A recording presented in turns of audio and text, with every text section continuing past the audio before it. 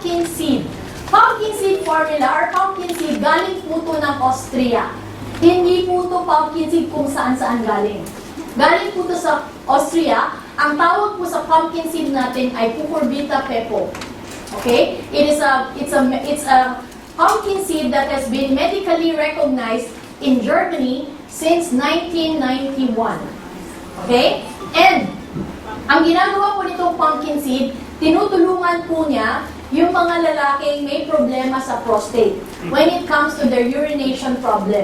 Nakakatulong po na maibsan or matulungan yung urination problem, especially kapag link po yan sa prostate. Now, pangalawa po, nakakatulong din po, babae man o lalaki, sa incontinence problems. Ano yung incontinence? Yung bang mahatsing maupo ka lang, napapaihi ka na. Honestly speaking, wala pong a-admit na meron siyang ganyang problem.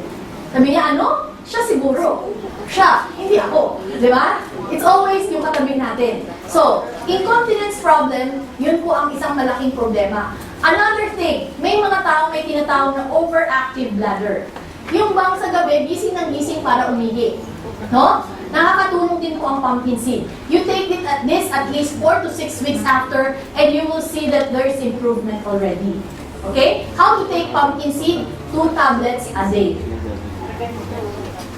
Next is we have our fish oil soft capsule. Our fish oil is our DLC's bestseller. Okay? Bakit po? Dahil ang gumawa po ng ating fish oil is the largest fish oil manufacturer in the world.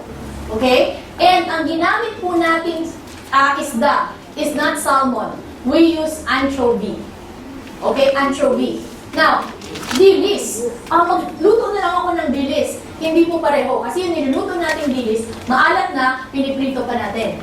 Okay? Ito po, ang ginawa po nila, ni-rep po nila, nilis po nila yung buong bay ng Peru, at sila lang po ang pwedeng mangisda doon. Pagkakuha po nila ng isda, diretso po yan sa factory, nagiging fish oil right away. And ang ginawa po niya sa ating formulation, the best formulation that they can give us is ang kanyang EPA ay 290, ang kanyang DHA ay 190. And we give you pure fish oil, walang halong soybean oil, walang halong olive oil, walang halong flaxseed oil, or kung ano-anong oil. Okay? So kung gusto niyo ng fish oil, you get fish oil.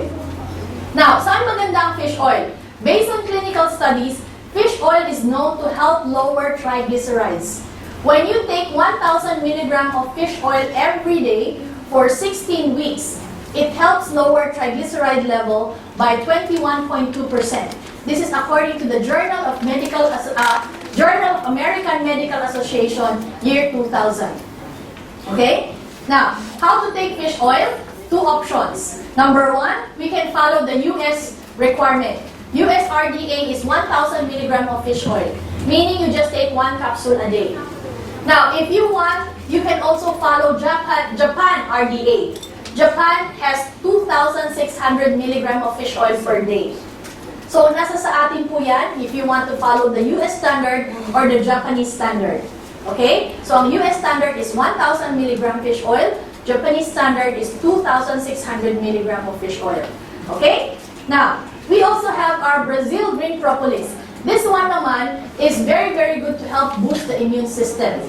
Based on studies, Brazil propolis is very good antiviral, antifungal, and antibacterial. Okay? Now, ang propolis has many kinds. No? Ang pinaka-cheap na propolis yung mga itim. Yung brown, medium. Ang pinaka-expensive na propolis po ay yung green. And what we use is the green propolis. Now, according to German records, ang importante sa propolis is the flavonoids.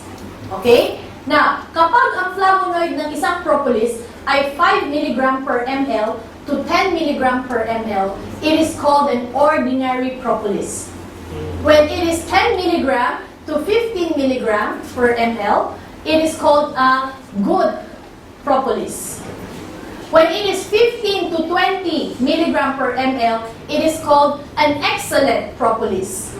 But when it is 20 mg and above, it is called the premier propolis.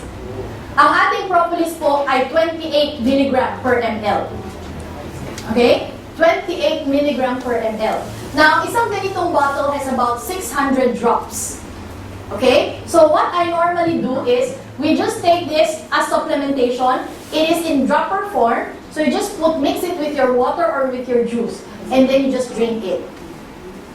Favorite po namin yan. Minsan nakakaramdam ako ng para akong tatrangkasuhin. Iinom na ako ng propolis niyan. Para hindi matuloy. Diba? Sobrang ganda po ng propolis. Okay? Ang sa atin pa, galing pa sa Brazil. We use supplements from Brazil. Na if you notice, sabi mo, teka, saan po gawa ang mga supplements ng DLC? Ang supplements po ng DLC, manufactured in Taiwan.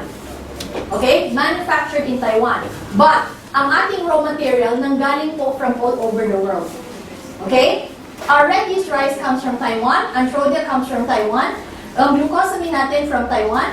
Ang black garlic galing po Japan. Ang Citrimax galing po US. Ang spirulina galing po ng Hawaii. Soybean germ galing po ng Austria. Pumpkin seed galing po, soybean germ galing Switzerland. Pumpkin seed galing Austria. Fish oil galing Canada. Brazil propolis galing sa Brazil. Okay, probiotic from Korea. Bioenzyme from Taiwan. Corn soup from Japan. And our coffee, okay, we use Brazilian Robusta coffee. We added Taiwan Antrodia supplement, but we make this in the Philippines. Proudly made in the Philippines, and we are now exporting this abroad. Okay? Now, ito po yung ating mga supplements.